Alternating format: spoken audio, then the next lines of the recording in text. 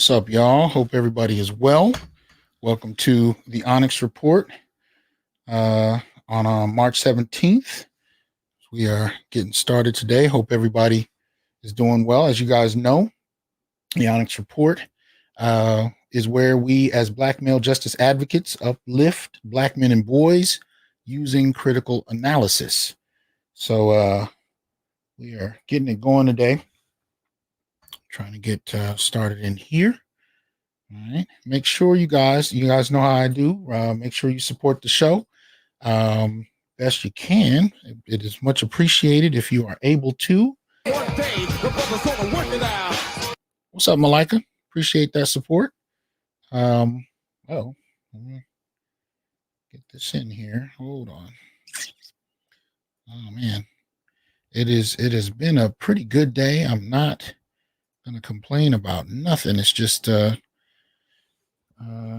number of fires to put out, as you guys know, tend to happen in life, but nothing too extreme. So nothing that I am going to complain about. We're just trying to get all the bases covered here. So as I was saying, you can become a member. You can do so by clicking the subscribe button on YouTube right underneath the video, and right next to it is the join button. There are different levels of membership you can sign up for. The diamond level just got a new feature, which is I upload a couple of extra videos per week that is only accessible to diamond level members and above. So go ahead and check that out. Also, make sure you subscribe to the show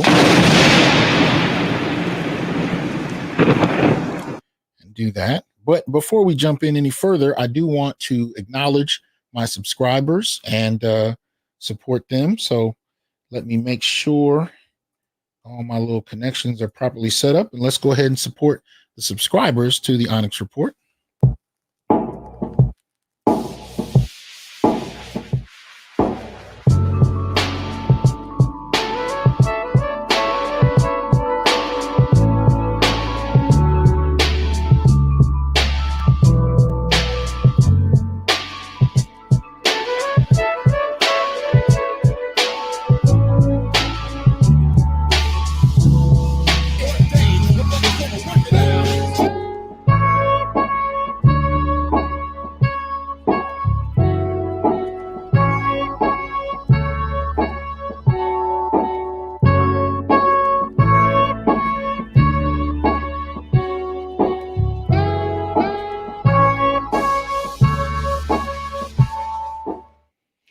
All right, much appreciated, Rashid. Appreciate the support.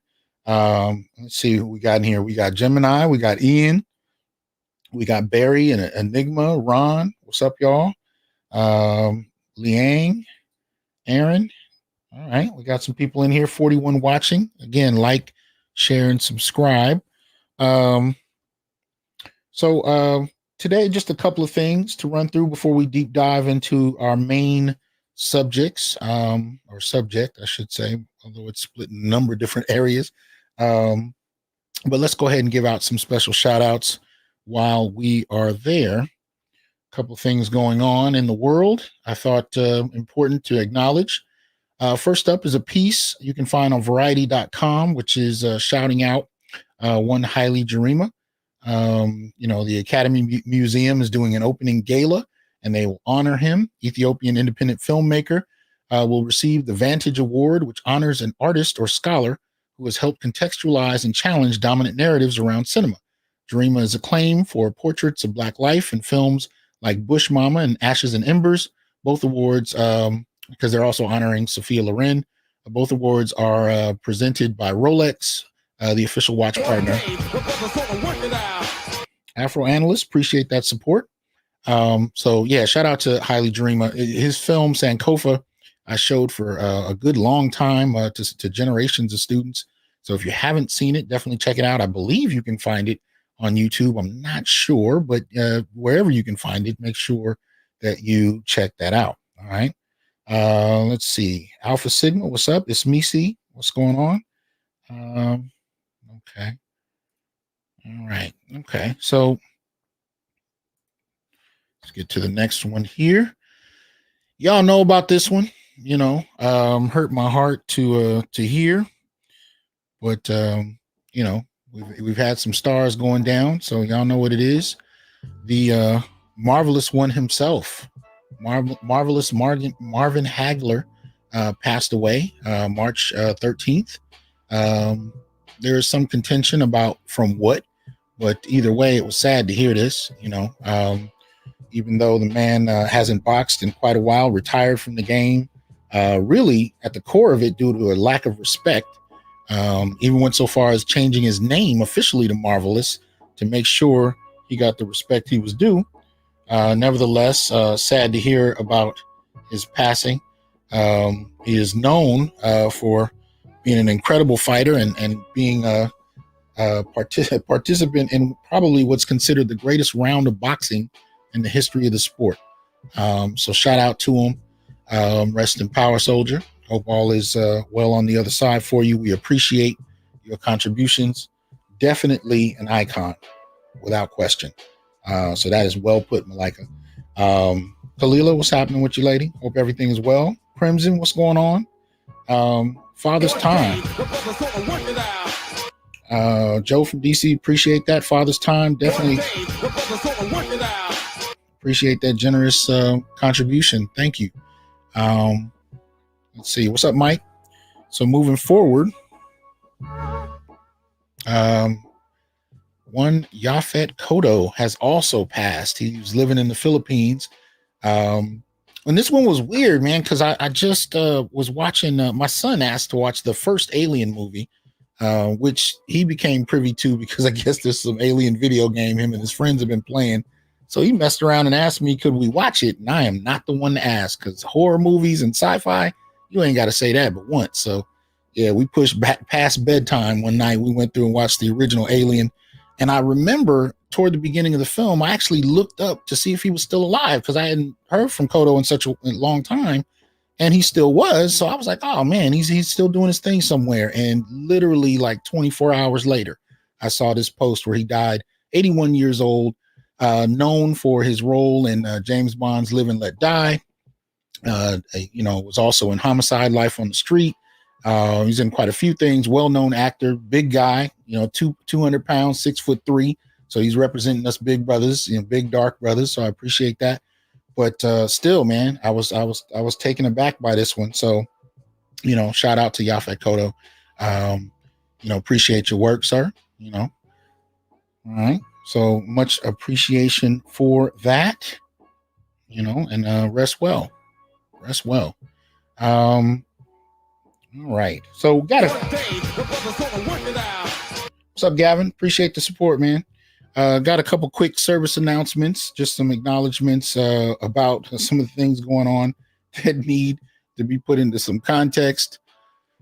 First off, this one is a piece that you can find on wyff4.com. This is South Carolina cadet officer fired after allowing an inmate to kiss and suck her neck. Right. Yeah, Barry, he's gone, man. Yeah. But so this cadet officer with the Kershaw Correction Institution has been fired after developing an inappropriate relationship with an inmate, according to the South Carolina Department of Corrections. Nia Molly Bartizel, 19 years old, has been charged with misconduct in office and filing a false police report. Officials say she filed a false police report on March 8th, saying she had been pulled into a cell by an inmate where he kissed and sucked her neck against her will. She later recanted and admitted she did not attempt to stop the inmate from kissing and sucking on her neck. They said she reported that she had developed feelings for the inmate and had been in a relationship with him for a few weeks. She was later fired after her arrest. Now, I talked earlier this week in a shorter video about what's referred to as custodial rape. Now, I'm not suggesting this is an act of rape, but it merely speaks to the power difference in play. So if she's an employee of the prison, and in this case is serving as a guard, it appears, the power differential is what puts the vulnerability on the inmate in this regard. Right now, of course, in her case, filing a false report doesn't help matters. But I just want to point out to you, when you see these kind of cases, right, be very mindful of what it is we're looking at, because that power differential makes all the difference, right? Makes all the difference in this dynamic. So just had to put that on the table, because we see a lot of these kind of cases, and a lot of people immediately assume that, if it's a female guard, that she's immediately the victim. But legally speaking, considering she's the one in a position of power, she's actually in a more aggressive position. So just be mindful of that. Let's see. And next up, we have another one. Now, this one is strange. WISTV.com reports on this one. The title of this article is "Mother Who Allegedly Abandoned Newborn in Trash Bin," and I think this was in Boston, charged with attempted murder, right? So the formal title is "Mother Who Allegedly Abandoned Newborn in Trash Bin in Dorchester, Charged with Attempted Murder." So here we have a woman who allegedly put her newborn baby into a plastic bag and then placed the infant in a trash can in Lower Mills last week, appeared in a Dorchester County courtroom Monday to face charges of attempted murder and child abandonment. Mary Marizier, 33 years old, was held on $100,000 cash bail at her arraignment in Dorchester Municipal Court, where a not guilty plea was entered on her behalf. She allegedly abandoned her child Friday afternoon, authorities said. Prosecutors said Monday during her arraignment that she arrived visibly pregnant on Friday at the home of a 73-year-old man she knew and went to the bathroom for an hour. The man described hearing noises and at some point a baby crying, where she then exited the bathroom. She was carrying a brown leather bag, and the man said he heard crying coming from inside the bag. She declined the man's offer to call an ambulance. Later, around 1:15, a woman heard a baby crying from inside a trash barrel, approximately 200 feet down the road from the man's house. She flagged down Boston EMS personnel parked nearby, and the paramedics found a newborn baby inside two knotted plastic grocery bags. Good Lord.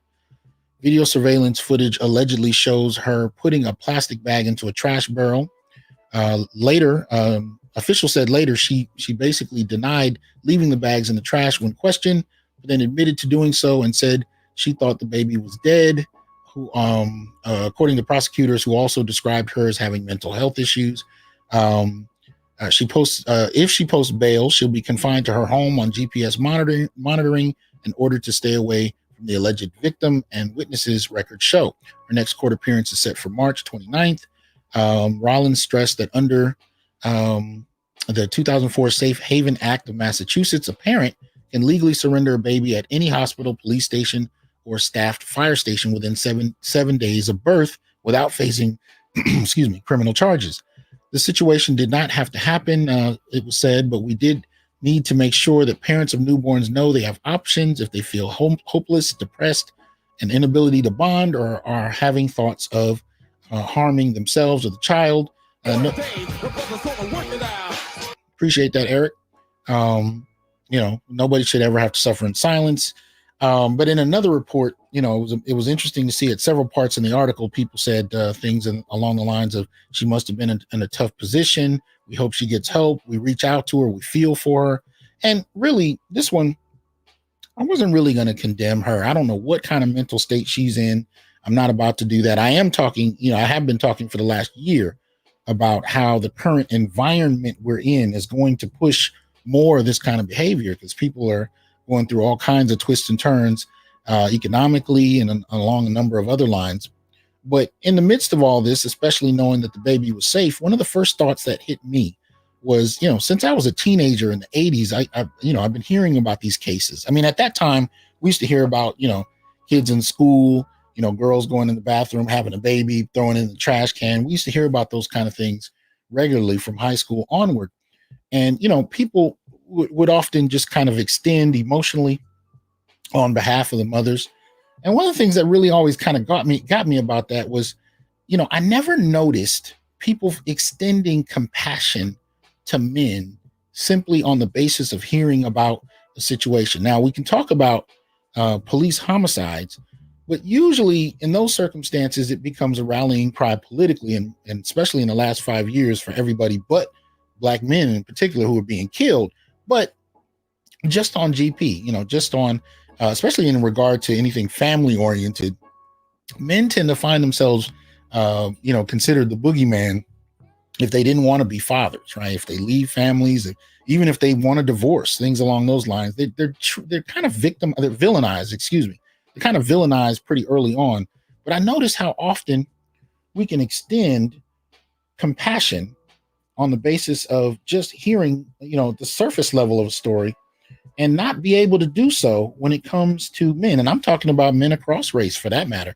It's just an interesting dynamic that I find that tends to happen.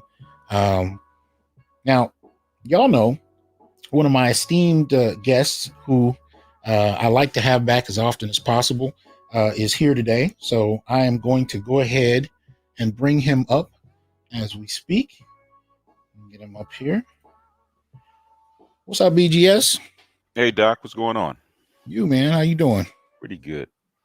And have you been? Do you remember the first time you heard about these kind of cases where they were, you had women throwing babies away like this? Yeah, this is something. At first you used to hear about this. When we're going through like stagflation in the 70s, and you would see this, and every time there's some kind of financial stress, you see these kind of things pop up. Like in 2008, 2009, when you had that crash, you would see these kind of stories pop up where they would leave a baby in a trash can or leave the baby, someplace else to try to leave the baby on the doorsteps or something like that. So it happens from time to time, especially if you're under economic stress. And if you go back in history, this is common. Anytime there's a financial stress and women don't think they can actually afford to take care of a child, and they do bring a child to term, this is quite common. We've kind of, I think, we've kind of lessened the effect because of the government actually steps in and supports keeping these children alive. But back then, this was actually common. It really was. But when I didn't start hearing about it till the 80s, but it would often be like 13-year-old girls, you know what I mean? Yeah. And it would be girls that would say things like, I didn't even know I was pregnant, that kind of thing. But this is, 30, this is a 33-year-old woman. Yeah. And this is, like I said, with younger girls, with teenage girls, it's common because they don't want the family to know. It's more of like a shame and embarrassment. It's more about reputation. We see older women do it. It's more about economics. Yeah.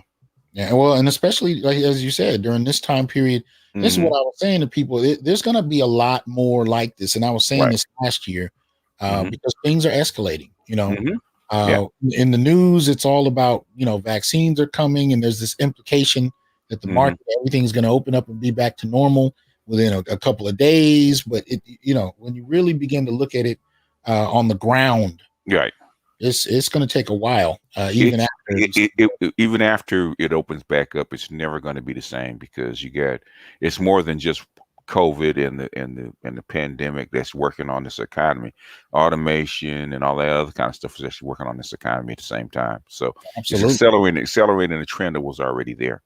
So it will never be the same. In fact, like they said in Matrix, Dorothy, Kansas is getting ready to go bye-bye. So if people think that when you get your vaccine, they open it up and you can go out and party, and what you're doing, that the economy is going to be the same as when you left it. No, it will never be the same. Well, if you would tell me, especially in terms of automation, right? What are we looking at as far as how far-reaching the changes are going to be? Because I think a lot of people just, assume that whatever automation was happening, it'll go away when the market opens and companies will go back to having employees. There's this kind of sense that things will be like it was before. What do you think? How permanent are these? They're permanent because a lot of changes because of the market and because of people. They were resistant to implement those changes wholesale. So they're piecemealing those changes. They were coming, but it was very, very slowly. Kiosk at McDonald's, self-checkout at Home Depot, maybe another self-checkout, a couple of checkouts at your grocery store, people that in offices getting replaced by a bot. so it was just very slow rollout, But the thing is, what the COVID forced people to do is with the remote learning and remote working, and people couldn't be in stores and stuff like that. It basically accelerated a trend that was already there. So those changes were probably going to be permanent. Some of those changes are going to be permanent. The things where they haven't been automated, they just just weren't there. Okay, those jobs will come back, but the ones they've automated, like in Amazon, Home Depot, your local grocery store, your fast food place, like McDonald's. Okay, you can use your app, roll up, and they will hand you your bag. That cuts out like 2 or 3 people, right? So that is permanent. That's not going to go away. When the market opens back up, it works. People are happy with it.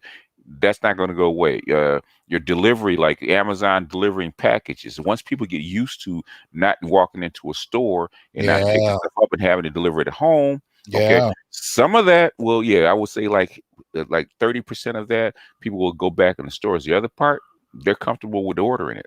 So that's not going to stay. With I would say like the restaurant industry, because eating out is more about an experience rather than food. So that will open back up. Entertainment will probably open back up. The clubs will partially open back up. Those things that can't be replaced by automation will, those kind of industries and jobs will open back up, because you really readily can't replace those things with automation. You can't. There's no robots down on the court playing basketball. So and so the arenas will open back up. But things like office jobs, like sales, cashiers, like help at the Home Depot, or help at the big box stores. Okay, some big box stores have closed during COVID, right? Like Sears, like my favorite, which is Fry's, right? They're closed. Okay, they won't open back up again. Those jobs are permanently gone. So there's going to be some jobs that are permanently gone. Okay, now will jobs come back in and take their place? No. And the thing is that the thing is, we thought that because of the economy, is going to be hard jobs, like blue collar jobs, like warehousing, truck driving, construction, those kind of things that were typically male jobs, would be hit like they were hit back in 2008, 2009. It's the reverse, because it's easier to put in an artificial intelligence bot, to lay off like 2,000 workers, okay? Because you don't have to implement a machine to take their place. Whereas with a physical job, you have to create the machine, maintain the machine, buy the machine, and train the machine to actually do the person's job. Whereas a bot, with a soft job, especially a sales job, or what they say, low level paper pushing, you can implement a bot, and within a month you can replace 400, 500, 600 jobs, because it scales a lot quicker and a lot better, because there's nothing physical. So so women are probably going to get hit harder with this particular brand of automation than men will. Men will get hit later. But the thing is, right now, the easiest thing to actually bring in an artificial intelligence bot to actually take place of soft skill jobs. So in this instance, the she session is going to be a lot worse than the he session back in 2008, 2009. Well, I've been telling people, especially in regard to Black men, levels of unemployment up to 40 and 50% in 35 major cities. Men have already been getting hit, especially Black men, in a variety of ways. But this is unique, because even when I call into a company on an 800 now, I'm finding more, AI, than I am people. It's funny, because I know you probably noticed this, because they do it on your cell phone all the time, right? Is a robocalls done by AIs, and then then when you pick up and it'll ask you a couple of questions, and then if it looks like you're actually going to engage, they hand you off to a salesperson. But the thing is, the robocalls that used to be humans, and especially females doing it, have been replaced. Right. Oh yeah. Yeah. Then we had a question about let me see, I think it's Stuart Knight asked about movie theaters, and Miss Kalila asked about schools. What do you see in terms of permanent changes there? Okay. This is why COVID, to people that are on top, was such a good experiment, because they find out what works and what doesn't. Okay. Like I said, theaters are entertainment. They're an experience. People People can watch the same movie through Netflix streaming, but it's not the same experience. Mm. So since it's an experience, it's entertainment, I think movies will actually bounce back, and probably people will flood in because they haven't been able to do it for so long. Okay. Mm. What they found out with schools, the way that we have been socialized over 200 years is to have that Prussian school system with somebody, with an expert like yourself, guiding the class, okay, with their human experience. And we're not used to handing somebody like you off to an AI or basically online, okay? Mm-hmm. So especially for K through 12, you know, I mean, you have a son. They're not quite ready for independent study. They kind of Okay. need somebody to look over their shoulder. So, and that's what they found out. That's what I found out with my grandson. They need their classroom experience. So they need a teacher in. So I think schools are fairly safe. I think teachers' jobs are fairly safe. Okay. Well, one of the things I've seen with teaching, and they were doing this, of course, the pandemic pushed this into overdrive, but Right. for the last decade, really trying to reduce the number of teachers in Right. two ways, most particularly that I've witnessed. Mhm. One, where they're hiring, at the university level, they're hiring fewer, full-time Right. tenure track professors, and they're Yeah. bringing in adjuncts and kind of overloading them with the workload and paying them less, of course. Yeah. And then the other side of it is they've really been promoting online education. They've been doing this for a while. And that way, for one professor, you're teaching, you can be teaching, more, 4 to 5, 6 classes, and 3 of them are online. It's like there was a while, this was a good 5 years, I was teaching a writing course to a room full of students, but then there were 2 other rooms full of students in neighboring cities that were coming into the class along those lines. So I'm literally teaching 3 times as many, without them being in the same physical room. So they're trying to use that. And then COVID hit, and it just became the standard in many ways. But any thoughts about that? Okay, eventually it will transition. The thing is that it's not the tech. The thing is that the way people learn, or way people have been conditioned to learn. Most people, I would say 80, maybe even a little higher percentage of people have been conditioned to learn from human to human. And they, even though you're at the university level, and you should, I think you've spoken about this. Even though these are mature adults that should be able to study independently if they get the right guidance, okay, even they slack off because they're not conditioned to not have a human to human contact in a classroom. So they slack off and they fall off. So this has been a great experiment to see what works and what doesn't. And what they found out is that remote learning, at least for right now, does not work. So as far as teachers are concerned, they're fairly safe until they figure out a way to transition the children or the students from person to person, or for the physical classroom to the virtual classroom. But they haven't done it yet because they never prepared the kids. If they started like when the flipped classroom, when I first learned about that in like 2004, and they had 15 years of conditioning the student for a virtual learning environment, I think it would have went better, but they hadn't because they didn't want to invest the money, and the rollout was way too slow. So basically, you're stuck with the old system until you can transition students. And from my experience, especially with my 8-year-old grandson sitting there every day, they're not ready. If I wasn't sitting there actually supplementing what the teacher does, he wouldn't be learning very much. Because there's nobody, you still have to have a guard at the gate. Okay, you still have to have somebody directing the class and ensuring that they stay on task. Because most American kids are distracted, and most American kids will not stay on task unless there's somebody actually monitoring them, and that's the biggest thing. Well, and the other thing too is what I'm noticing, especially in regard to my Black students, technologically. That becomes a whole nother gulf in and of itself. Like I noticed, not only are they working more, working more jobs, more hours, but then also, a lot of them don't have laptops. They don't have desktop computers. They're trying to participate in the class on a smartphone. And a lot of the time they'll kind of get booted out of the system. And while I'm lecturing, I don't always go to the part of the screen where I see, especially at 35 minutes into the class, I'm not looking at who's still waiting to get back in because they've gotten booted out. So you're seeing the impact of not having the equipment you need to be able to compete. And the thing is that just something.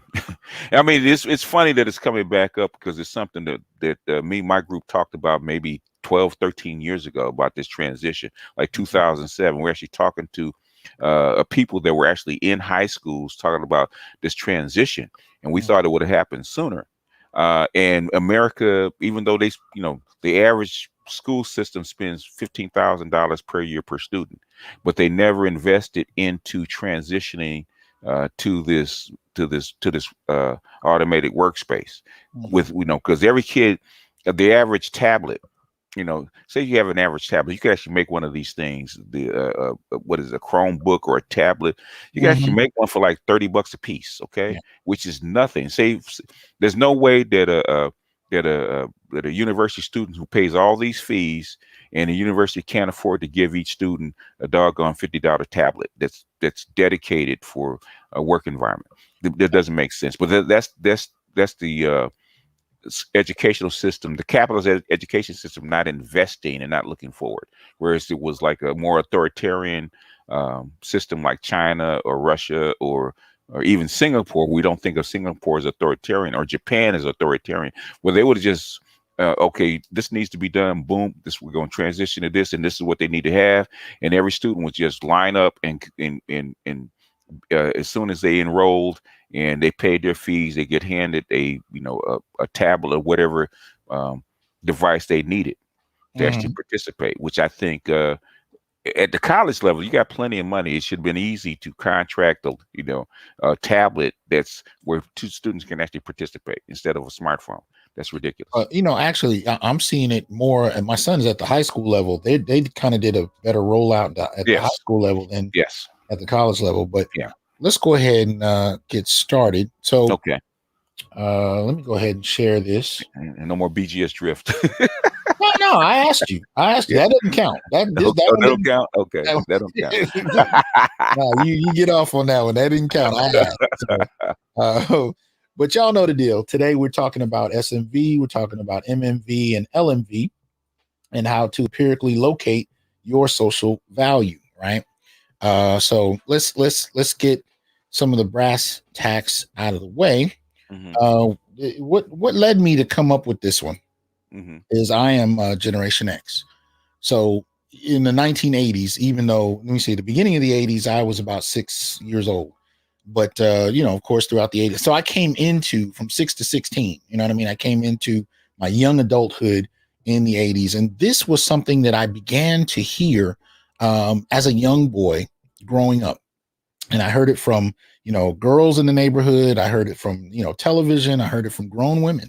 You know what I mean? I had a family mostly full of women, and I listened to them on the phone, whatever. And you could this became a mantra in the 80s.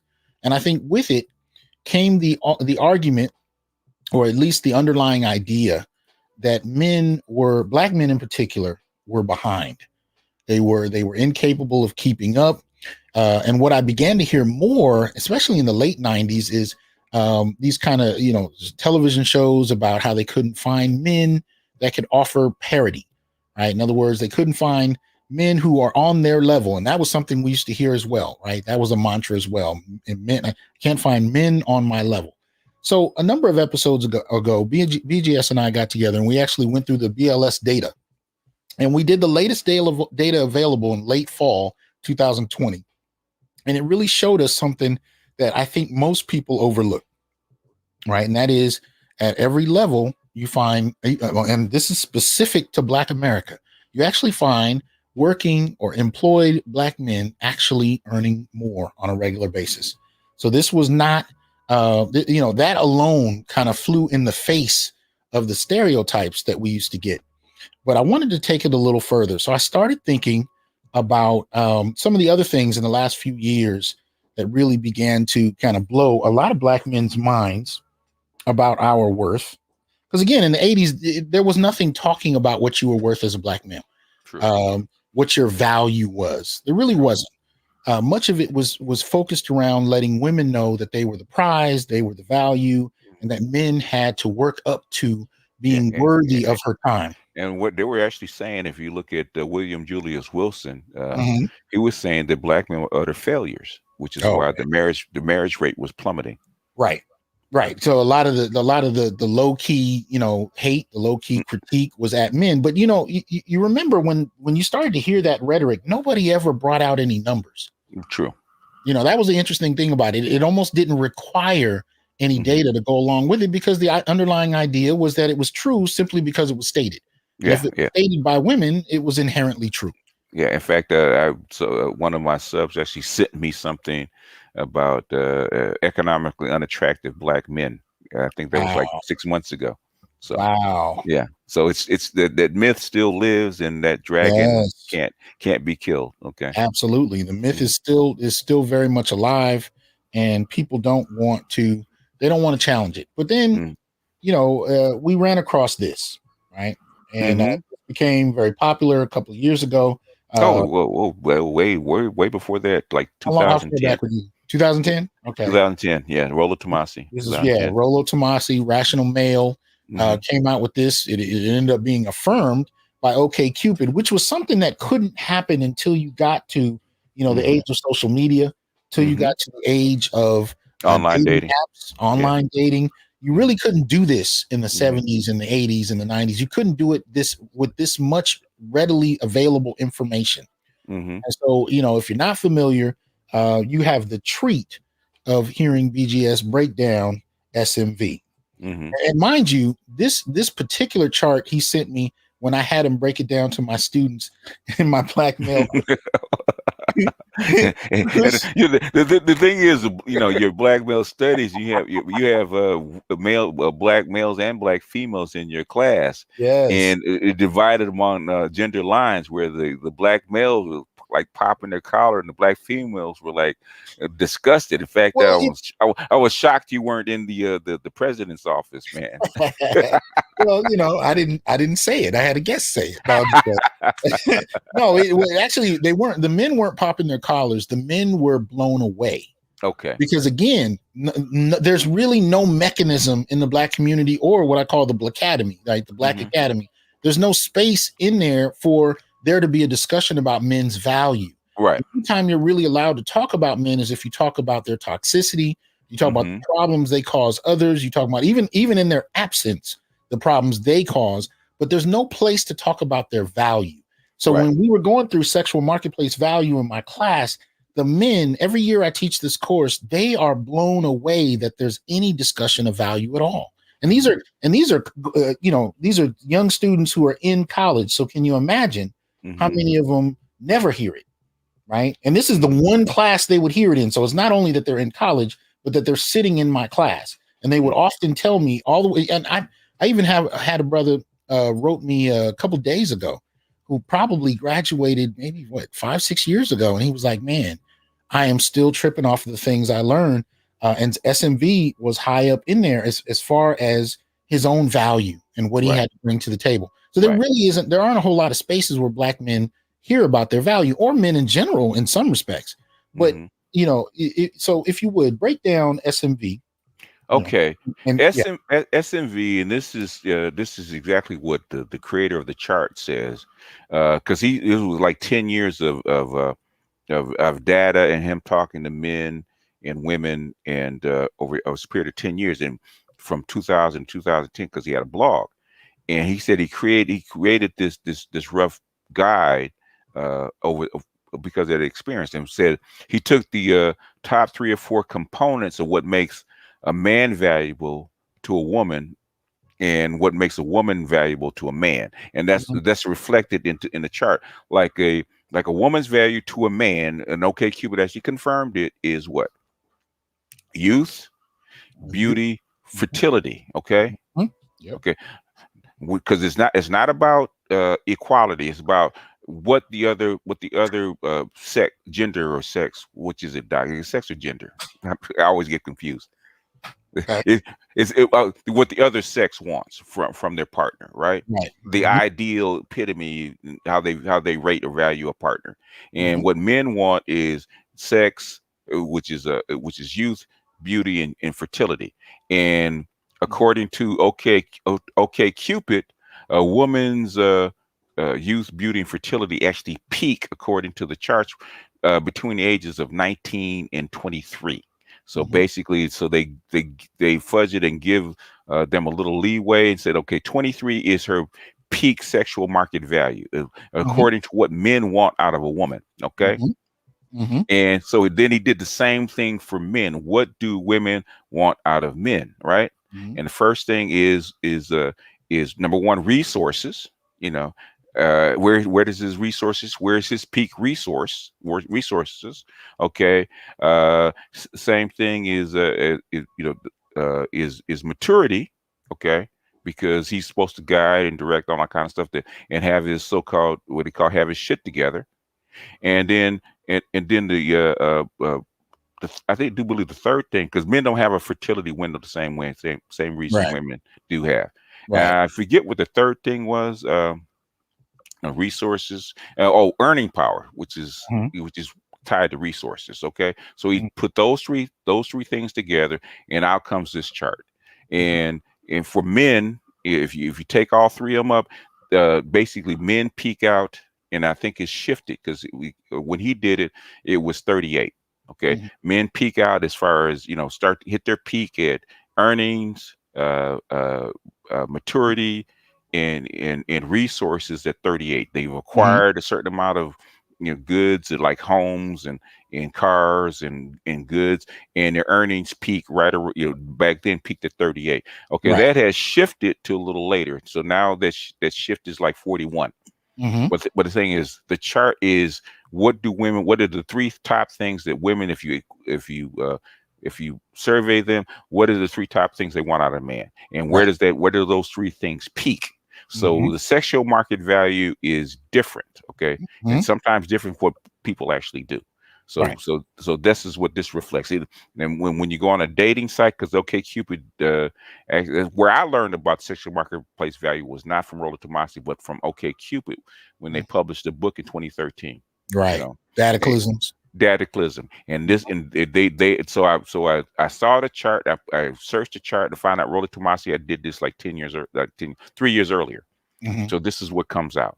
Okay, and it actually confirmed these curves. Now, the importance of it for men, especially Black men, was first, there really wasn't anything that highlighted your value. But when you saw this, it really began to make sense, even retroactively. Like, you could look back in your life. And I remember, even as young as middle school, I remember the girls in middle school would date high school boys. Yes. And the girls in high school would date college young men. Yes. And then women in college would date men who had homes and businesses and were long since out of college. Wow. And it was always kind of, it was like, okay, they always had access to more established, even when more established just meant that he had a car. Even that, women had more access to that. And I was like, so you knew as a young man, you didn't really have any value in regard to being able to compete with these older men. Exactly. You're on a skateboard, he's driving a car, and you're trying to get at the same girl. You're not first choice. You're not first choice. You're not first choice, and you're not first choice at the upper tier women whose sexual market value is much higher than yours at age 15, 16, even age 20. College age. Yeah. Exactly.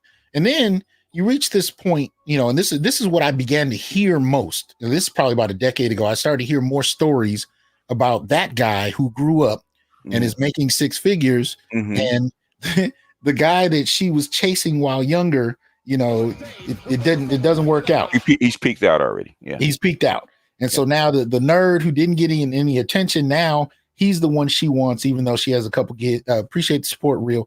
Even though she has a couple of kids and this and that, and you start to hear those kind of narratives about men who were not necessarily getting revenge, but now they were getting phone calls from the women that wouldn't have paid them any mind a decade ago or 2 decades ago. Right. And now they're chasing these men. So you started to hear those stories. But when you heard about SMV, it was really for a lot of men, it was the first time that at any point you realized, so it's not just that I'm having these old girlfriends call, because a lot of us have had those experiences.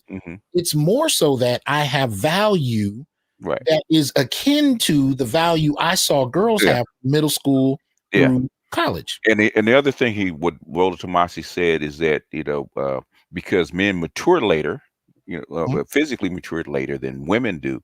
They have their window starts like 7 to 10 years later as far as physical maturity. So a man at 38 is much like a woman at 28, or probably more like a woman at 20, like 20, 26. Physically, okay, he's still right. physically attractive enough, physically able enough to actually compete. When you Right. put all those three things together, that's the other thing that he did say. Why the peak value is in the late 30s rather than the early 40s. That's another Right. thing that he did say. Which is when you listen to going back to the 80s, when you listen to what women began to, because the other mantra was what men needed to have to be considered worthy of being sought after, right? 6 figures, 6 feet tall, right? When you start to hear those kind of things, what you find for a lot of men they were describing were men who were in their mid to late 30s and through 40s, right? Because in terms of the time it takes to amass that. Yes. And so when you started to put those together, you started to see how those dynamics played out. Yeah. Now, the next one, because we're talking about multiple, what would you call it? Measurements. Most metrics, I would say. Thank you. All right. So let me pull this one up. I generally like having my slides in order, but I figured we would just be a little loose with this one. These are moving targets, and trust and believe, if you try to look for this data, it's not as easy to find as you would think. It's not as easy. You got to pull it together. So as you guys saw in the title, SMV was the first one, right? Because that's what really kicked open the door for men to have any kind of sense of where they had value. And that's dealing with the sexual marketplace. The next one up is MMV, right? Now this concept, hold on. What did I do with the thing? Okay, here we go. So this concept, marriage market value, is one that we actually see originating with one Donald Graham, but most of us, in the manosphere heard about it through Crimson Cure, who I think was in the chat for a minute. Shout out to you. She kind of popularized it, and I thought about it in terms of, what the trifecta would be for how men could better assess where they stand, right? And so SMV, MMV, and we're going to cover the third one in a moment. But if you would talk a little about MMV, what is important about it, do you think? I think SMV is if you take it just a raw metric, okay, about what is valuable, about each other, and where the peaks are, okay, is different because you're taking just a raw static number, you crunching them, and you're saying, okay, where are the peaks at? Okay, marriage market value is different because it's what people actually do. Okay, and it's very consistent that when a woman and a man decide to marry, especially when a woman decides to marry, because that's the issue, because we're finding out about, Kevin Samuels was actually, shout out to Kevin Samuels, because I know people hate hearing his name so much. But the thing is, his show is actually highlighting of what marriage market value is when because women actually delay marriage because of the, feminism and the career path that they're on. Women are not even ready for marriage until near 30. And the chart that you see actually reflects that. And most women want to get married to a man that's 2 to 3 years older. Okay, regardless of how much he makes or whatever he makes, something like that, and that's pretty consistent. So even if you go through the chart by age, okay, it's always within 2 to 3 years for a man and a woman. Okay, and so if it's 18 and 19, 20, 21, women tend to want to stay in that range of 2 to 3 years. You might have the outlier in this society. Have the outlier of a younger woman marrying an older man, but socially, especially in this environment, women want to stay in that narrow range of like 3 to 5 years, and basically it's been pretty consistent from all the charts that I've seen that the marriage market value is the graph is much closer than the say sexual marketplace value. We got a couple other charts to look at here as well. Yeah. Go ahead and talk about this one. Okay.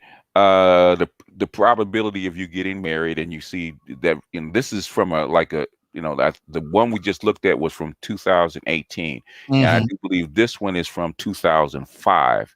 Mm-hmm. Okay, which is that's why you see it. The age is like a couple of years younger, Yeah, but I the should have back switched the order around. they switch Yeah. order. But you can see, then the peak age for a woman to get married is right around 20, right around 26, 27 Mm-hmm. back then. And for a man, it was 28, 29. Mm-hmm. Uh, and as you can see that in the earlier ages, they're really, really close. They're within 2 or 3 years from like 15 to like 25. It's really, really close. And it peaks out at 25, and men peak a little later. And even in their latter years, it stays relatively close until you get into their, damn near to their 60s. Mm-hmm. So it's really, really tight. It's really, really close. And Well, wait, hold on a second. But go ahead. see, responding to Father's Time in the comments, he makes a Okay. statement that he does. We should be careful about giving Rollo, that kind of credit. When Farrakhan, he says in the Million Father March, was talking about Black unity and family value. Let's be clear. We're talking about different things. That's apples and oranges in many ways, because sexual marketplace value is not the same as when you start talking about family formation. I think if anything, MMV, marriage marketplace value, is a little closer to that. But we're not saying that Black men have never contemplated this. It's not what we're saying. We're just saying who actually put the information out there first that was confirmed. Well, but also put it out in a way that was, just very blanket and straightforward. I mean, but again, if we're going to talk about red pill, a lot of this comes out of Black men in the 60s and 70s. Yeah. So that's not what I'm referring to. So I just want to be clear. It's not about, discrediting Black men's contributions. It's just in this particular moment, I want to have a very particular conversation about how some of this information has hit in the last really 10 years. Well, basically you couldn't have Farrakhan couldn't have done it in 1995 because that information wasn't available. Right. As far as but that's not what he was talking about anyway, though. He wasn't talking about sex. He wasn't talking about sexual value. He was talking about marriage. Conversation, right? He was talking about marriage. The other one, let me see, that we were looking at in terms of this. Now, this was one of my favorites, but even though it's 2002 though, so it's a little older. Mm-hmm. What we're looking at here. So the blue dotted line that you see here is Black men. The dark straight line is Black women. Green is Latina, and lighter blue is white for men and women. But as we're having a conversation about Black men and women, tell us what we're seeing here. Basically, what we're saying is that as we see that the range is fairly close, and Black women actually as far as peak marriage actually peak out earlier. Mm-hmm. And even though this doesn't extend far enough, I think Black men actually peak out later. And if you keep looking, they keep going up, and I think they level out in their 40s. So because you see the arrow stops at 35, it's going up. Yeah. Well, I don't know why the hours stop at 35, which is it's probably well for this particular study. They probably exhausted the resources they had of what they. But the point being here, you can see the value over the age of 30 really beginning to tip in men's favor in a very different way. So the ages plays out in an interesting way, right? So in a nutshell, when it comes to men in regard to SMV, we see the value for men kicks in really over in the late 30s, mid to late 30s, you see men's value kick over. In marriage, we see something very similar, correct? Mm-hmm. Yes. Okay. Now, going back a little bit, or at least back on in the order of my slide. So forgive me. I started to think about this issue of what I might refer to as labor marketplace value. Now, a couple of years ago, this was something that I saw with Obsidian. Mm-hmm. Obsidian released this, or he didn't release it. He put it out there, but I think he got it off of PBS. But this was somebody that was out and around doing public talks for a while. I believe her name is Elizabeth. I think it's Elizabeth White. And so she had a series out called 55 and Faking Normal. And this was like the first time I had really heard transparency from, older Black women about what the quality of life was. Now, mind you, this is the same generation I was hearing from in the 80s that was talking about men having low value, men needing to do whatever they could to keep up. But the point is, I had not heard women transparent about how the ideas they were given in the 80s were inaccurate, and they did not reflect the reality of what would eventually happen with women. So this particular story, this was a woman who, she had a high white collar, high level job. She quit her job to open up, I think it was like an art boutique shop, African art boutique shop in DC. That fell through, right? There really wasn't a market for that. She tried to go back to the job she had. I think she retired from, and they had already replaced her. And so the whole notion of 55 and faking normal was her trying to present to the world that everything was still okay while her life fell apart. She couldn't afford basic things, power's getting cut off, water's getting cut off. She's trying to find ways to not let people know she's going through this. She's meeting with friends for lunch and ordering water and trying to say it's a diet, but really had little to do with, she had much to do with the fact she didn't have any money. But then it hit an interesting point in the story where there was a period where she was actually getting help from a homeless Black male veteran who was using his check to help her keep her condo or something along those lines. So it was an interesting kind of moment. And there was even an article not related to her that I talked about on my show. I tried to look for it about 10 minutes ago. I couldn't find it, but it was an article that I was talking about on my show last year about older Black women who were taking care of family, taking care of parents, at right around a retirement age, losing employment, these kind of things. So there was this kind of interesting moment, right? And the worst one I just ran across this one today, and I'm not going to spend a lot of time on it, but it was just kind of sad to hear. This is actually a story that you can find on dailymail.co.uk, and it's dealing with a woman who died at 89 years old. Said she was extremely lonely. They found her memoirs, of course, after she had passed. But the crux of the story for this woman who was quote unquote unnamed, they never got her name, even in the article, was that she died and they didn't find her for 6 months. She died in her kitchen, and they said by the time they found her, she had decomposed into the floor, right? By herself, alone. Husband had died, in 2001. So she was she had all these memoirs from just being alone and writing up about loneliness and whatnot. And it was just really sad. But the crux of it for me was this whole question of this value. So I grew up hearing that, Black women had value, Black men, we were just kind of window dressing. We were just in the background in some kind of way, and there was no value. And so when you and I actually started to talk about the BLS data, right, I really didn't feel like everybody really understood what the importance of that was. And the importance of it was mainly that at every age level, even in the Black community, men actually brought in more. Now, the reason I say that was important is because it went against these narratives, these ideas about, who had value, who had something to bring to the table, so on and so forth. So this is one of the charts that I was telling you about earlier, right? Median income by age and sex in America. When initially what I was going to do is create another SMV-like chart to highlight, and this is what I was calling labor marketplace value, to highlight the value on the basis of sex via age of men and women. And one of the things I told you about when I first had the idea, I said, I think it's going to end up looking somewhat like sexual marketplace value. And you pointed out, you said, nah, it's not going to look like that. It's going to be one arc, and it's going to be very different. And you were exactly right.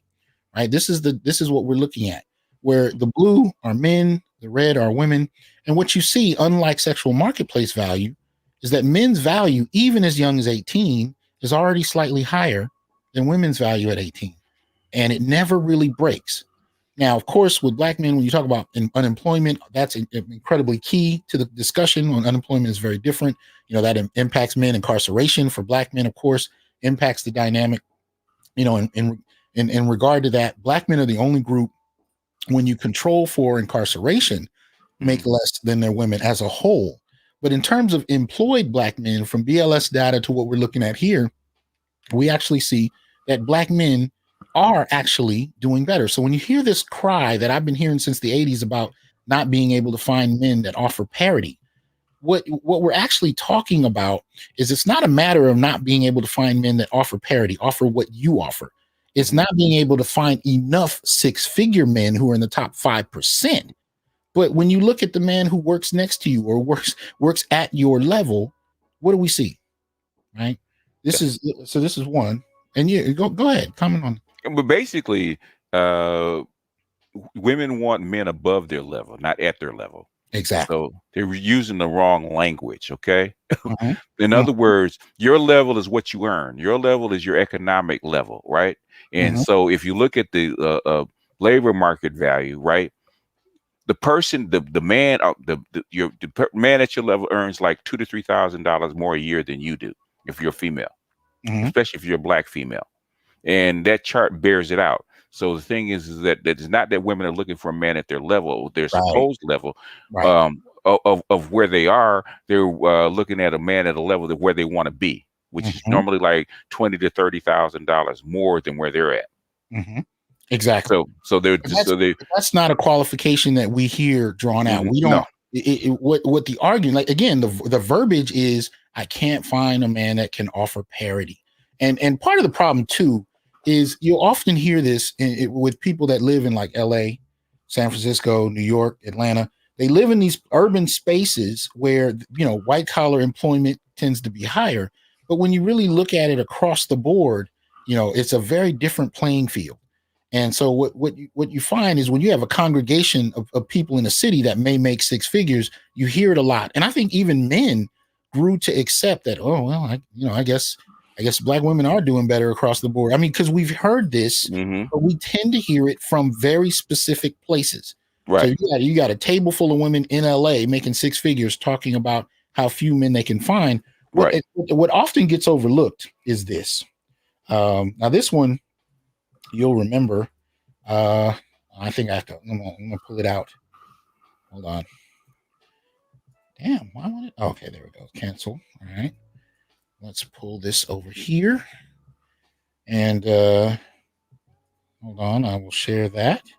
Now, this one is 2016 data, but I think it's still useful because when you kind of measure it against COVID, it's probably more accurate than not. That's the wake-up call right there. This is the wake-up call. Oh, yeah. The wake-up call. Yeah. So let's go with the oft used six-figure statement, right? So basically, just across the board, as an American, if you make over 100, you're in the top 8%, regardless of race, regardless of gender, regardless of education, you're in the top 8%. Right. But one of the things you notice, let's start with the women, right? And let's start with Black women. Right. If you click on those two categories, what we find is that you're in the top 5% in the Black community. If you make 100,000 or more. Now, I want to qualify this because, you know, even across different shows that I've seen, there's this kind of sense that there are a lot of Black women. I think I clicked the wrong. You clicked men. Yeah. Yeah, I did. Hold on. Okay. There's 3%. Right. So there's this idea that there are a lot of Black women making six figures and Black men are just janitors somewhere, you know, suffering off for $15,000 a year trying to catch up. There's this kind of sensibility. Right. But if you're a Black woman making six figures, you're really, you know, you're 3%, meaning 90%, 97% are making less than you. But as you just saw a moment ago, for Black men, it's 5. So what does that mean? That means there's more Black men at that particular economic level making more money. There's more of them. Exactly. Yeah. Now that's one of the things when you take the BLS data we went over, and then you look at this is coming from the Wall Street Journal, right? The What Percent Are You site. You actually see that, you know, Black men from 18 starting out all the way up through in terms of the previous chart we were looking at, through 65 and of course through $100,000 a year, you find that there are slightly more Black men, even though Black men actually have quite a bit more they grapple with altogether, right? You know, for the most part, you know, oh man, I lost I hate when I don't know why this thing bounces around. I need more monitors. That's what I need. I need like 5 more monitors. You already there. You already have too much power for one man. No, man, I need more monitors. I need. So what I was going to say is, black men. There are a couple things. Like, one of the things I didn't talk about, but we can if you want to go here. There are actually more black men that are married on top of everything else. So we go back to the whole conversation about marriage. Black men are actually married more. It's close to 500,000 more married black men. Appreciate that support. So there are more black men that are married. There are more of them married. Black men earn more, right? They actually, and I did this in a short video, I believe earlier. I talked about how more black men were actually more entrepreneurship. The entrepreneurship in the black community, black men have over 65% or nearly 65% of entrepreneurial businesses, right? So more black men own businesses, right? And this is not because of support from private investors or from the state. This is despite those things. So despite holding fewer degrees, despite being less supported, despite increased incarceration, increased voter disenfranchisement due to that incarceration. So voting for policy in our interest doesn't even happen. You don't even hear about black male politics during any electoral season. Black men are irrelevant in the conversation as far as even the black community is concerned. And we don't, so there's already a vote. That voting issue has implications in regard to policy, despite greater unemployment, greater homelessness, greater sexual assault and rape rates in regard to, because all of that is predicated on incarceration as well. That changes the game. Increased cancer rates, death at greater rates due to heart disease, HIV, AIDS, unintentional injury, which includes workplace death, homicide, police homicide, vigilante homicide. Black men are achieving more despite all of those things that I just mentioned and more. Yes. And yet we commonly accept that black men are in a position where we are somehow behind. Now, one of the things we've heard recently is that there's going to be a great, investment in the next upcoming years in black women. And what I really wanted to say to my brothers is, one, there have been investments made that benefited black women more than black men. I mean, it depends on what era you want to start at. But, if we just started at the 60s and the 70s, tremendous advantage to women. Right. And yet you brothers are still competitive. Shout out to you, Anwar, brother, or Dr. Dunbar. Good to see you. Despite that, go ahead. It doesn't. Okay, the super. If you want to highlight the super chat, Goldman Sachs and Google are doing are completely different things. It has nothing to do with what we're talking about here. That is, that has more to do with what went on with the Moynihan Report in 1965 and feminism. So that's more of a subject I would tackle rather than Dr. Johnson. That's not really Dr. Johnson's stilo. But I think ultimately what we're still saying though is, and I get where he's asking the question, because the prevailing idea that feminists put forth is that, because of patriarchy, men are doing better and we need to do more to get women on an equal level. But that's why I went through the trouble of reading through all of the despites, like all the things black men are enduring. These are things that set back any group, set back any group. Less training, less education, absolutely. Less grants, less. In other words, black men have to work 3 to 4 times as hard to get the same thing as a black woman. Yeah, as a black woman. And this is also why, and I've shown this one before, but I'm going to put this up again because I think it definitely fits the conversation. Right, the despites, as I call it in the moment, are actually pretty significant because they would set back any group, and really the only group on par with black men in particular are really like Native American men. Yes, as far as that, and it's a very small group. But here, okay, I got to move this to the other screen. See, it's just too few. But thanks to you guys, I have a whole new system that I will be putting together. It will be getting here tomorrow. And you guys should reap the benefit of that. That's way too much power for one man. Hey, man, Justice League movie's going to be out, and I'm going to be setting up my computer, so it's about to go down, right?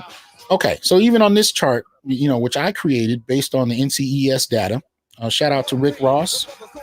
Shout out to Jesse Veal. Appreciate the support. right? According to this, what you can see is from 1976 to 2018, Black men have half the degrees of Black women, right? And a fraction of the degrees of white America. Right. So what we're looking at when we talk about all the barriers, when we talk about all of the hurdles that Black men face that are disproportionate in relation to any group, including Black women, it's important that we acknowledge that what Black men have achieved, right, is significant. But again, it's in spite of the barriers. It's not because of any outside support. Right. And I keep telling people this. The Cal State system in which I teach in is the largest university system in the country. Black men drop out at 70% in their first year. We know that when it comes to 8th grade Black boys, right, 10% are literate nationally, 12% in math and science nationally. So when we say in terms of labor marketplace value that Black males are actually earning more from 18 to 65, even into the 6-figure range. This goes against all the stereotypical narratives that we've heard since the 80s about Black men being unworthy of love and affection due to the lack of income, due to the lack of competitiveness, due to the fact that they can't provide parity to their women. This notion that you have successful Black women at every turn and Black men are just not even worthy of the soles of their shoes, right? This kind of what you actually find when you look at the numbers is it's actually quite different. And the only thing really impacting this are expectations, unrealistic expectations applied to what gives value to men. And we can talk about that. We can go into the quality of a human being and the capacity to love and provide support. We can go there too, because Black men are actually considered the most progressive men across race. But despite all of that, even if we appreciate that, Barry, appreciate the support, even if we just talked about it in terms of income, in terms of the material that in a capitalist system we're all measured by, Black men are still worthy of far more respect than they get. What are your thoughts about that? I think that's a testament to the strength and the fortitude of Black men trying to make it. This is literally alphaing your way through it. They say that Black men don't, but the thing is, if you look at the barriers, if you look what the gauntlet that Black boys have to walk through just to get to middle class lifestyle, okay, this is alpha, okay, because they get virtually nothing, okay. They don't get the grant. They don't get a $10 billion grant from Goldman Sachs. They don't get training from Google training 100,000 Black boys. Okay, they don't get complaints when Black boys, I forget what colleges was, actually graduated and had their loans paid off by Robert Smith. Black women railed against that, man. In other words, they don't want Black boys to have anything. Look at what just happened in Baltimore, where you had a whole school of Black boys, basically only passed 3 classes in 4 years, and nobody said anything. Nobody said anything. No. This is the gauntlet nationwide that Black boys have to walk through. Okay, and for them to make it, for them to be normal, is a testament to the fortitude of Black males. Because we are actually trained not to expect anything, not to expect any help, right? Most Black men don't expect nobody to do anything for them. They don't expect people to even help them. In fact, Black boys don't even ask for help. I'm sure Dr. T will tell you the least the student will ask for help least are Black males. Yeah, because they don't expect it. They don't expect you to do anything for them.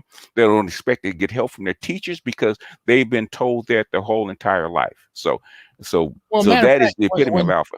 When I was a dean in the Claremont colleges a number of years ago, before I finished my doctorate, one of the things I was responsible for was literally teaching undergrad students at the 7 Claremont colleges how exactly to study.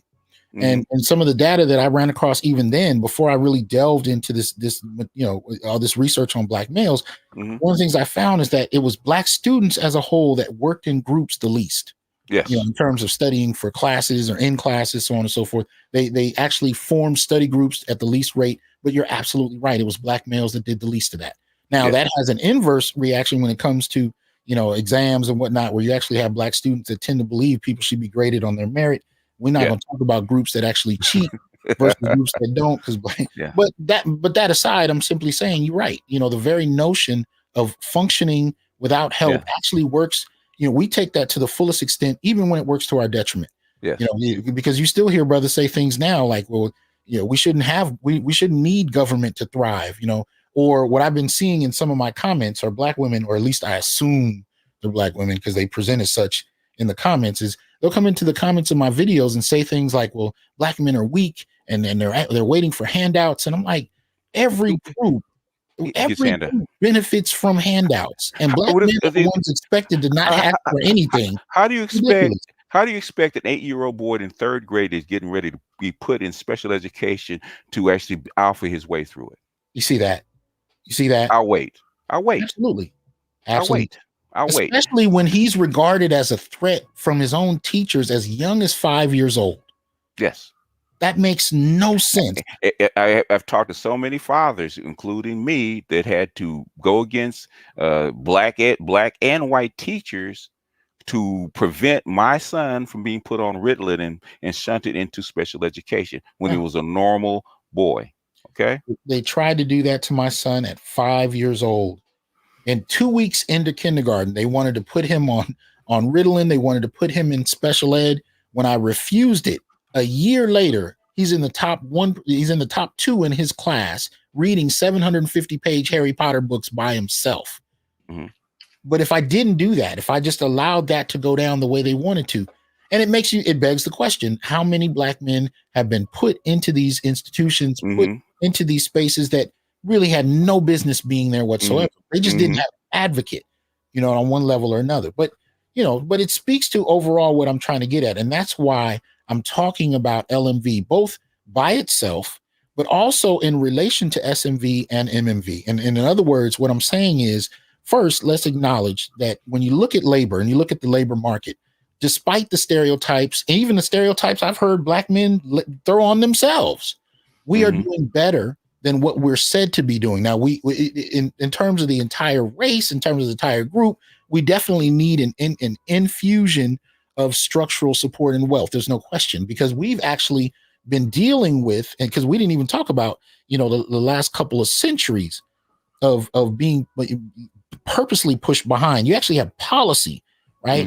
There are structures in place that have prevented black males in particular from being able to compete. And it functioned not only in terms of individual acts of racism, you also had policies. And when the policies didn't work at the upper end of it all, they would burn down your entire fucking city. Yes.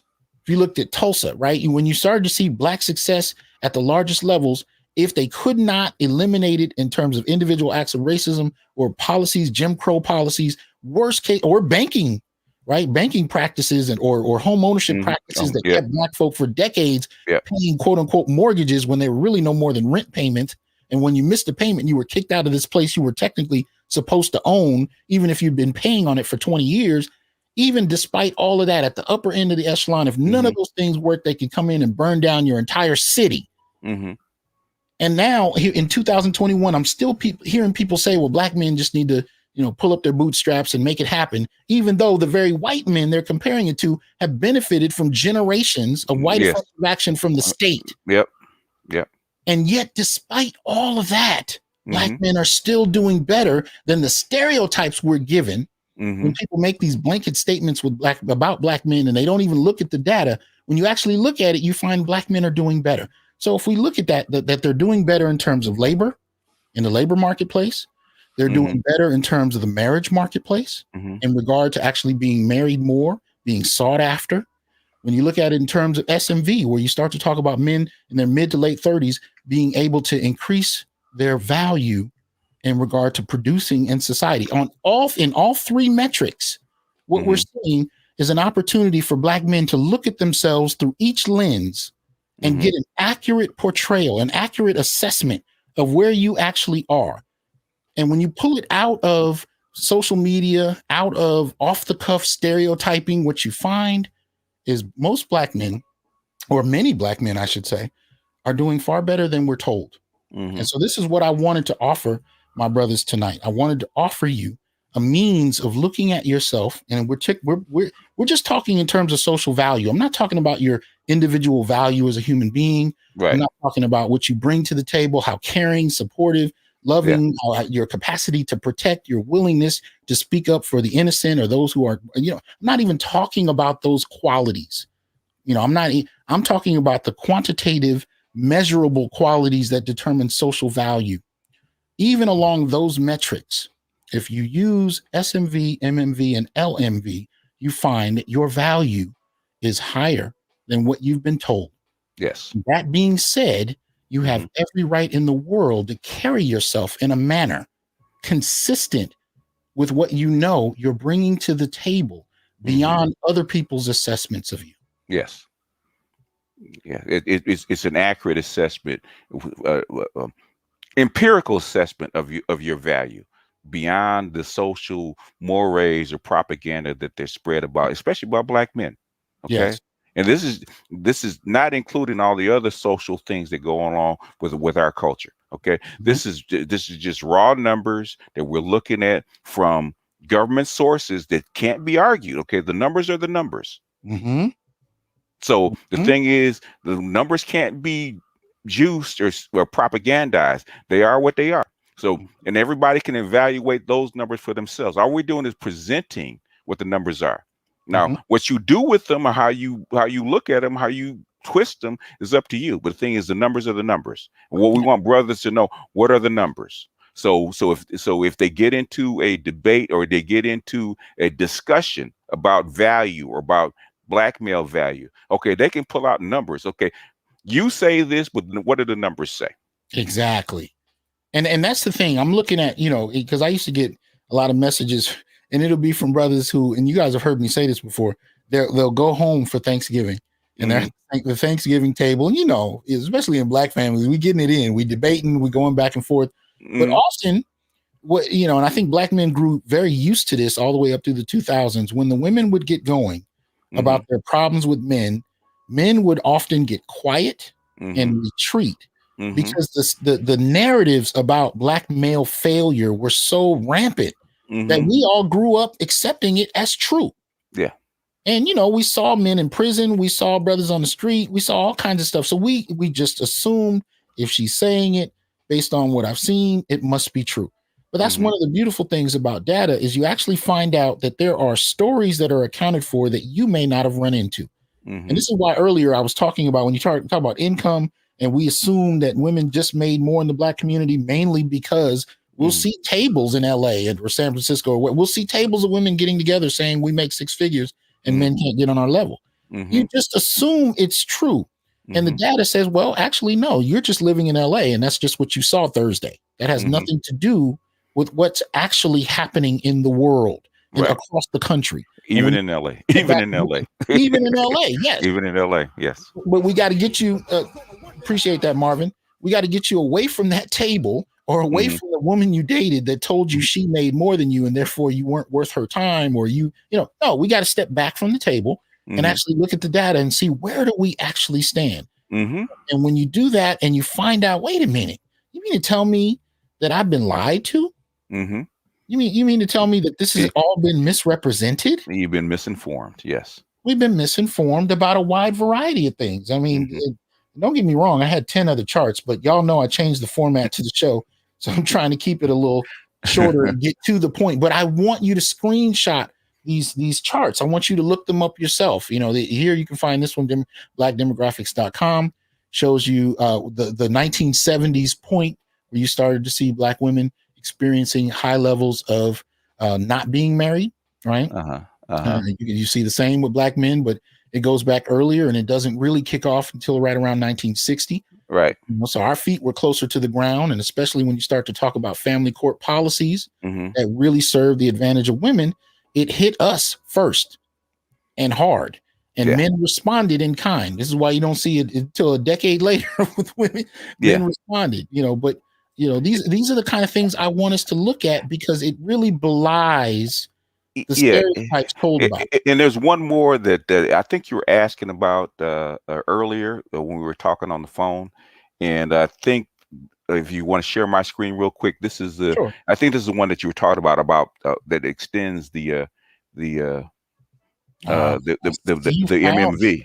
Yeah, the MMV, where basically they're pretty even, and they start separating at age 45, where men continue to peak as far as marriage, as percentage of marriage.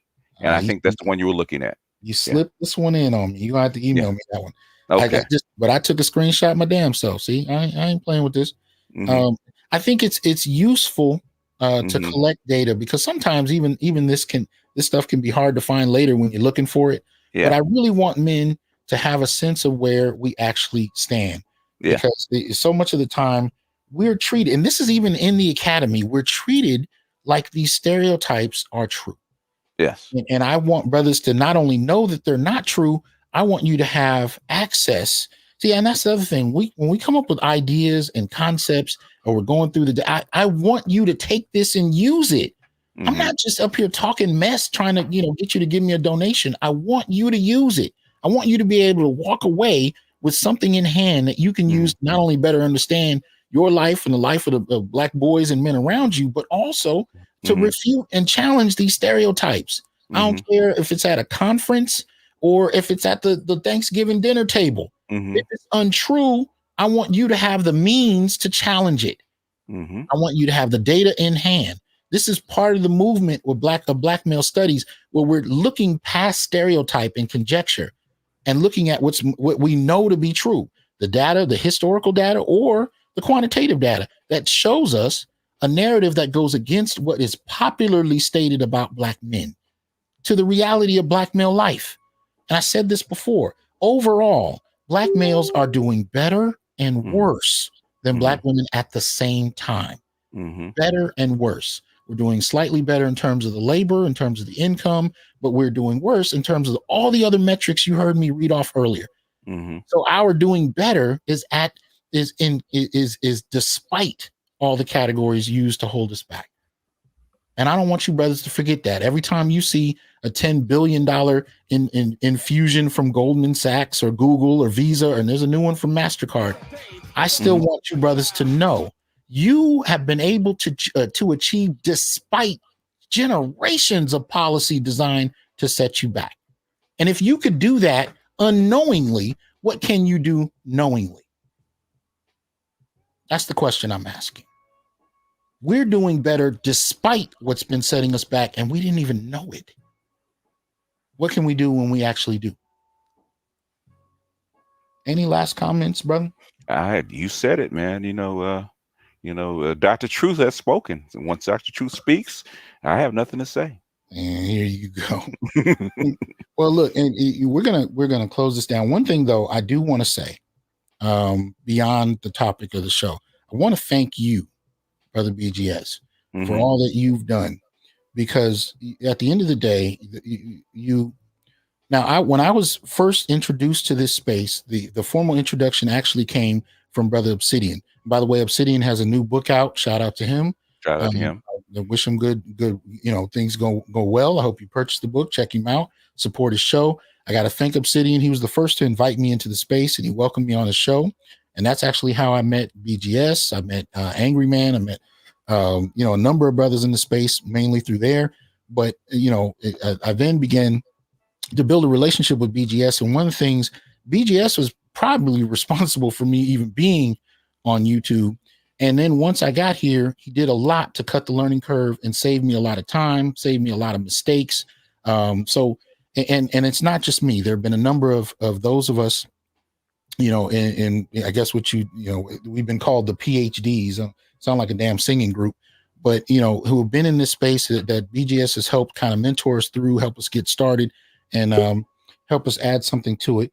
Hold on, Brother Anwar. What's going on, Dr. Dunbar? Nothing much. Dr. Goodbar, what's going on?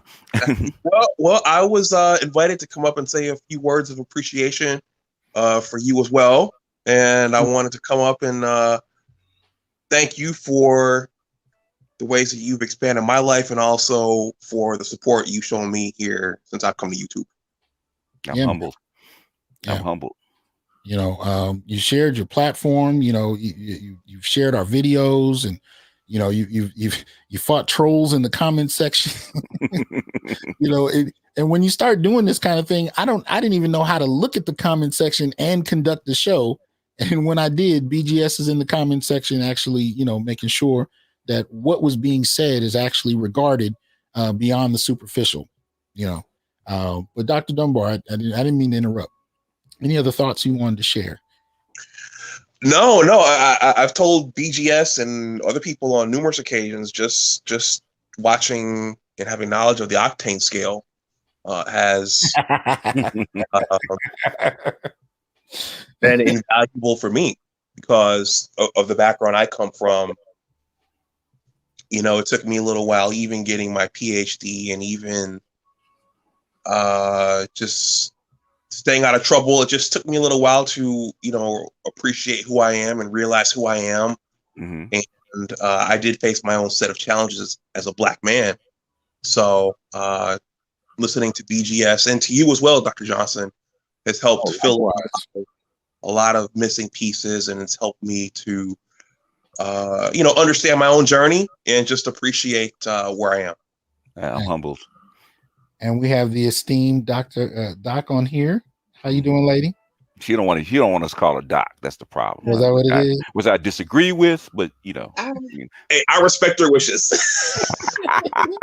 So she's just Nicole. How you doing, Nicole? I'm doing well. How are y'all doing this evening? We're doing good. Good. Appreciate that, Cousin T-Talk. Anything you wanted to say, Nicole? I just wanted to say thank you to BGS, as Dr. Anwar was speaking earlier. Got a little emotional, but because I see that there are a lot of people that are touched by what BGS puts out, the content. He shares our content. He has, of course, extremely brilliant way of conveying the messages. And I really appreciate that. I have to also thank you, Dr. Hasan Johnson, because, BGS is the one that introduced me to your space, and I appreciate you having us here and giving us this great information and knowledge and resources that we can use. Mm-hmm. Likewise, I've been bragging on y'all for a minute. Even when I don't understand everything that's being stated, I'm like, y'all, these are the ones y'all need to listen to. Yeah. If you will, because I was just going to keep it short, but I do want y'all to share with people how to find you and when you guys go on. Can you tell the audience? Oh, for me, it's I don't know. It depends. For me, it's you all can find me in my name. I have to go put something in the chat, but just Nicole Ali. Okay. Email. I can you can see my email on my channel and whatnot. Okay. We're gonna change that. We're gonna change the name of that channel to the Queen of Science. I don't know. I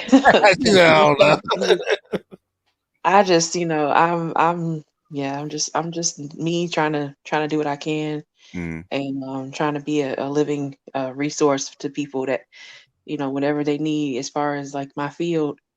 I'm here to help. Unfortunately, I would hope that more this year, hopefully more Black parents will contact me, contact us if Dr. Dunbar wants that, because I don't. That's one thing that I don't get a lot is. I get a lot of other parents that contact me, strangely, for information about their children. But I don't get a lot of our parents contacting me about our children. And that concerns me. But for right now, like I'm kind of like on a hiatus. Like it is like whoever wants to like talk about something, particular topics, like Nameless and myself, for instance, or anybody has like a pressing topic they want to discuss, then that's fine. I don't have any like plans, but y'all can check my channel out if you see fit to do that. I appreciate it. Well, thank you very much. Dr. Dunbar, any closing thoughts? Yeah, I'm going to echo what Nicole said. I mean, I have a couple of channels, but I think my science. You got 4 channels. Stop it. But I think the science channel may be the most important of all. And I like talking about pharmacology and toxicology and the COVID-19 vaccine, but one of the reasons I started that channel was to, be visible, and also to so others from my background can benefit from what I know. So if there are any parents listening, feel free to reach out. I try to have Nicole come over as often as possible, and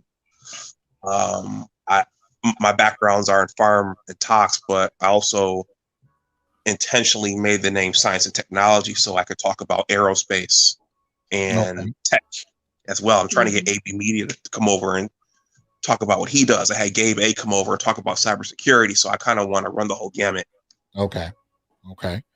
And that's the name of the channel, Big Discussion 76 Science and Technology. I know it's long, but there you go.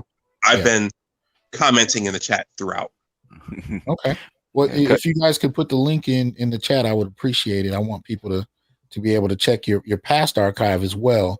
So especially the one that Nicole and Dr. Dunbar did on Johnson & Johnson, which is the COVID vaccine, and that is the closest one that Nicole, who's an expert, recommended, and so far she's been on the money, because that's what I've heard in the press. We heard it here first with Nicole and Dr. Dunbar. The thing is, the press is starting to echo the same thing that they're saying. So we're getting valuable, cutting edge information. So don't sleep on that. Well, thanks a lot. Y'all have a good night. Thank you. And appreciate you having you here. Let me see. All right, brother BGS. So let me put this up. We're still going to have office hours. We'll do about an hour and a half tonight. I will put the link in the community tab for my members on YouTube. For Patreon, it'll be a post that I will put up in the next few moments. So we will be having office hours tonight. Let me see here. And in the meantime, I got to get my little game right in here in terms of these buttons. Here we go. All right. So y'all know how I like to close it out. I want to thank BGS for coming up on the show, for breaking down with me tonight. And I want to let brothers know that you should be reminded that we are not criminals by birth, perennial rapists, incapable intellects, man children, sperm donors, child support wellsprings, success objects, walking phalluses, ATM machines, lottery tickets, brainless henchmen, valueless assassins, pro bono mercenaries, unpaid bodyguards, interchangeable stepfathers, child discipline proxies, unpaid repairmen, workhorses, emotional tampons, or any other socially accepted dehumanizing stereotypes. We are thinkers, inventors, innovators, leaders, fathers, warriors, and men. Embrace your humanity, know your worth, and extend your time, attention, and resources only to those who genuinely respect you. And remember, your worth is not defined by meeting other people's narcissistic, selfish, and unrealistic needs. You define your worth. Peace.